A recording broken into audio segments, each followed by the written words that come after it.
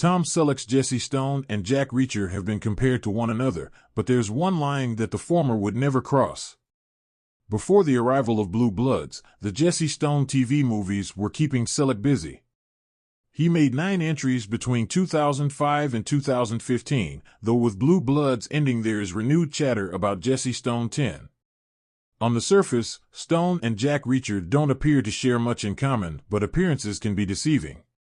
Reacher is a hulking, often monosyllabic brute who roams America and often gets into trouble, while Stone is a 60-year-old, alcoholic police chief in a small Massachusetts town that attracts an awful lot of crime.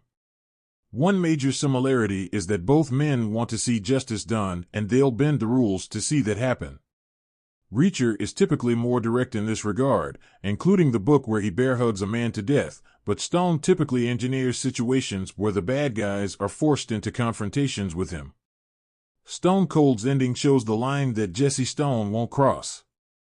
The first Jesse Stone movie highlights that he doesn't think himself about the law. In the Jesse Stone books, the character is a good 20 years younger than Selleck, but the star liked the character so much that he signed on for Stone Cold. This first film set the template for what followed, while author Robert B. Parker gave Selleck 2 rules for Jesse Stone, via TV Insider: he will forever be hung up on his ex-wife, and he will always have a drinking problem. Stone Cold's ending saw Jesse lure 2 serial killers into a confrontation, but after shooting one of them, he resisted the urge to execute the other in cold blood. By this point in the story, this thrill-kill couple made things personal with Stone by murdering his love interest, Abby, Polly Shannon. Stone's quest for revenge made him set a trap to kill them both, though after he shoots and kills Brianna, Jane Addams, when she fires on him, Andrew, Reg Rogers, claims he never killed anybody. He also refuses to pick up Brianna's gun when Stone orders him, and while the chief visibly wrestles with the choice, Jesse won't cross the line of executing an unarmed man. Jack Reacher would have no problem crossing Jesse Stone's line. Reacher would have taken care of the killers way faster. Stone might walk right up to the line, but he ultimately doesn't consider himself above the law.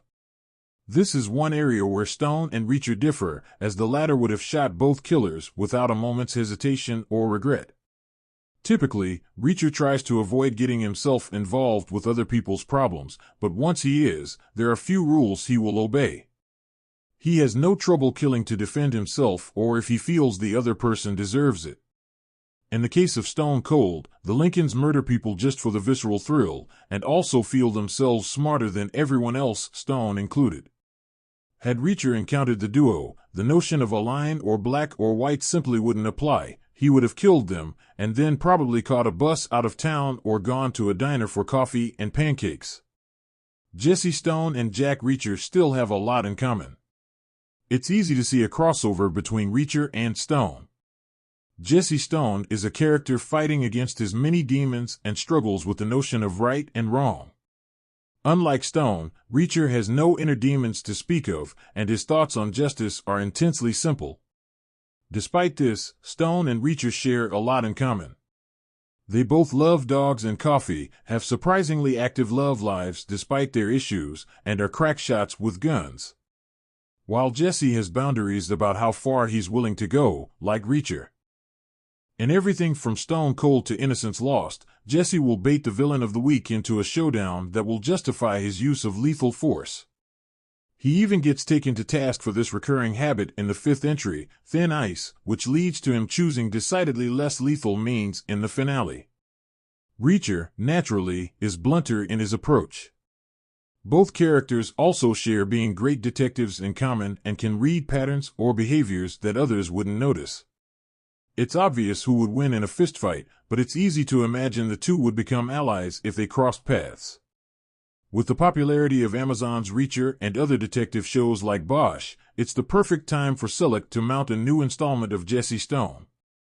There is clearly a big audience for these detective shows that deal in murky shades of gray, with very flawed protagonists who try to do the right thing under trying circumstances.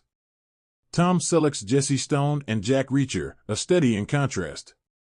Tom Selleck's portrayal of Jesse Stone in the eponymous film series and Lee Child's Jack Reacher, as portrayed in various adaptations, are two of the most compelling protagonists in crime fiction. Both characters exude authority, intelligence, and a relentless commitment to justice, yet they are markedly different in their methods and temperament. A particular scene from a hypothetical crossover highlights their contrasts, showcasing the emotional complexity of Stone against Reacher's clinical precision. The setup. The scene is set in a small New England town, the kind Jesse Stone knows intimately. A string of robberies and a suspected human trafficking ring has drawn Reacher to the area, as the MO matches a case he's been pursuing. The two men cross paths at a local diner, a quintessential New England spot with faded red booths and a cheerful waitress named Ellie who knows everyone's order by heart. Stone, nursing his coffee and quietly observing the room, recognizes the towering figure of Jack Reacher as he walks in. With his military demeanor and an air of quiet confidence, Reacher immediately commands attention. Stone, ever the intuitive investigator, senses this is no ordinary passerby. Their conversation begins cautiously, each man sizing up the other. The dialogue is clipped and full of subtext. Stone, you don't look like the tourist type. Reacher, neither do you. Stone, you here for business or trouble? Reacher, they're usually the same thing. The incident. Their uneasy camaraderie is interrupted when a desperate young woman stumbles into the diner, bruised and terrified. Her appearance silences the low hum of chatter. Stone is the first to approach her, his voice calm and reassuring, his years of dealing with trauma victims evident in his demeanor. Stone, you're safe here. No one's going to hurt you. Just tell me what happened.